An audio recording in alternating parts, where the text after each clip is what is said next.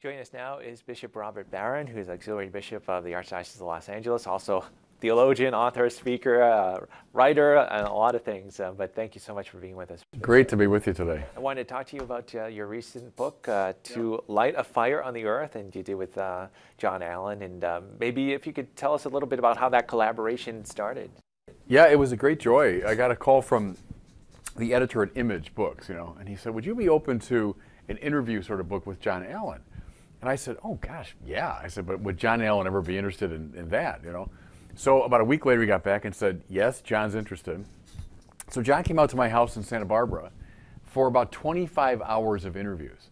And he sat down there with a tape recorder, and we really went after it. We talked about a little bit my life and my education, and then all the themes of culture and evangelization and theology and the church. And I told someone it was a bit like a combination of your doctoral defense and psychoanalysis. Because there was so much going on in these conversations. So we recorded the whole thing, and then we edited it down, to a workable form. But one thing we both really wanted was, we wanted the book to sound like a real conversation, that it wouldn't just be a canned, question followed by canned answer with footnotes, that it would actually sound like two people talking.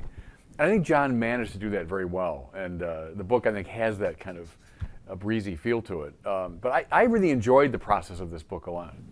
Talk about your growing up as well, too. Who were some of the people in your life that sort of lit the fire of faith for you? My parents, of course. I say my parents were not real ostentatious in their religiosity. I'm Irish, so we're not real ostentatious about that. But they had very deep faith, and it was a clear formative influence on them. And so that obviously impacted me. The major turning point in my life, though, I'm a Catholic kid going to high school and going to Mass on Sunday, but I was much more interested in baseball when I was like 14. But one day at Fenwick High School in Oak Park, Illinois, this young Dominican friar taught us one of Thomas Aquinas' arguments for God's existence. And it was just like a light going off for me, because I never thought you could think about religion seriously. It was something I did, but it was like opening up a whole new perspective. And it got me on a road I've never really left, honestly. From the time I was 14 till this moment, I've never really left that road. And a lot of my life has been searching out these questions, that started when I was that age. So that was a huge formative influence. Then all kinds of teachers. I was just at a breakfast this morning for theological college, and I was at Catholic U many years ago, and I had teachers there that have influenced almost everything I've written and spoken about. So, through God's grace, you get these influences. Yeah, and some of the themes going through the book as well as your secular world, how do Catholics be a light in a secular world and sort of give the inspiration that you received, actually. Yeah. Well, right, and see, I'm convinced that secularism is not just a minor problem. This is a major problem for human fulfillment. You see, we're all wired for God. That's what Augustine taught us long ago. Bible, of course, knew it. We're wired for God.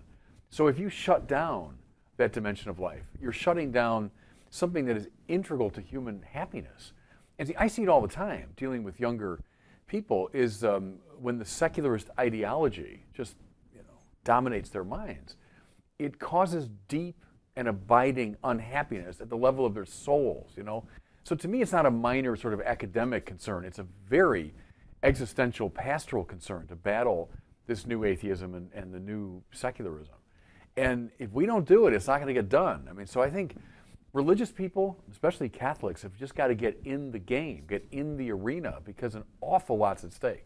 And talk about that too in terms of these religious nuns that they have too. But a lot of people now say they're spiritual, they're not religious. Maybe if you could address that as well, and how the difference is between that.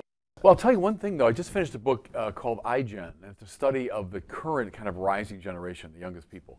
And the author's conclusion is, A, it's the least religious generation in American history, clearly. But she secondly says, they are now neither religious nor spiritual.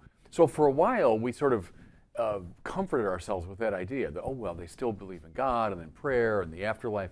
She's showing in issue after issue, that's falling off the table. And see, I have this cut flowers theory. You cut flowers off the stem and you put them in water, they'll look okay for a while, but they're going to fade pretty quickly. And what happened was, you cut people off from their religious formation, from the liturgy, from catechesis, from vibrant religious families. Well, you put them in the water, and they'll have these sort of spiritual values for a while, but they will not have them long. And so I have very little patience for the I'm spiritual but not religious. Well, you won't be spiritual very long without religion, meaning the groundedness of all that in everything I just talked about. So I think that we have taken too much comfort from that. I remember some years ago, major sociologists of religion would say things like, don't worry so much. Most people still believe in God. Well, those numbers are plummeting, actually. Oh, don't worry. Most people still believe in the afterlife. Consult the iGen, the younger generation. Increasingly, they're not believing in it. Oh, don't worry. Most people believe in the Bible as the Word of God. Increasingly not. So I think we got to battle against the I'm spiritual but not religious. That is not going to solve the problem. There's so many great themes, and unfortunately we're out of time. But we're out of time already. To light a fire on the earth is the name of the book, and it sounds like you had fun doing it. I did, and I think it's John that really wrote the thing, and it's a very readable book. So hope people enjoy it. Yeah, check it out. All right, thank you so much, Bishop, for being with us.